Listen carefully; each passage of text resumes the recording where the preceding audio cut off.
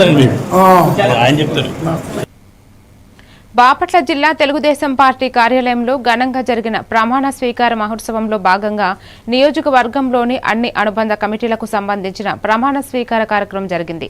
ఈ సందర్భంగా తెలుగు యువత అధ్యక్షుడిగా దోకిపర్తి బాలకృష్ణ ఎన్నుకోవడం జరిగింది. ఈ సందర్భంలో దోకిపర్తి బాలకృష్ణ మాట్లాడుతూ, నాకు ఈ పదవిని అందించిన చీరాల ఎమ్మెల్యేకి నియోజకవర్గ అధికార ప్రతినిధి మద్దులూరు మహేంద్రనాథ్ అలాగే గౌరీ అమర్నాథ్ హృదయపూర్వక ధన్యవాదాలు తెలిపారు. నమస్కారాలు. అలానే నాకు ఈ పోస్ట్ ఇచ్చినందుకు నేను ఎప్పటికీ రుణపడి ఉంటానని.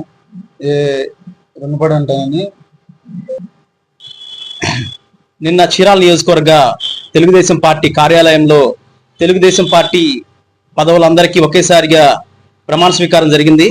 దానిలో భాగంగా నాకు చీరాల నియోజకవర్గ తెలుగు యువత అధ్యక్షుడిగా మా శాసనసభ్యులు ప్రీతమ నాయకులు శ్రీ మద్దులూరు మాలకొండయ్య గారు నన్ను చీరాల నియోజకవర్గ తెలుగు యువత అధ్యక్షులుగా నియమింపబడడం జరిగింది. దీనికి నాకు ఎంతగానో సహకరించినటువంటి వారి కుమారులు చీరాల నియోజకవర్గ అధికార ప్రతినిధి శ్రీ మద్దులూరు మహేంద్రనాథ్ గారు, అలానే టీడీపీ యువ నాయకుడు గౌరీ అమర్నాథ్ గారికి హృదయపూర్వక ధన్యవాదాలు.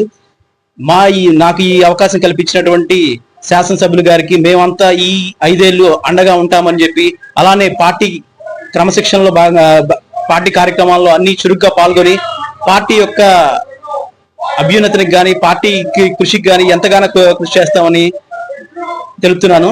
అలానే చీరాల నియోజకవర్గంలో మద్దులూరు మాలకొండయ్య గారి ఆధ్వర్యంలో అభివృద్ధి అనేది ఆకాశమే హద్దులుగా పరిగెడుతున్నది.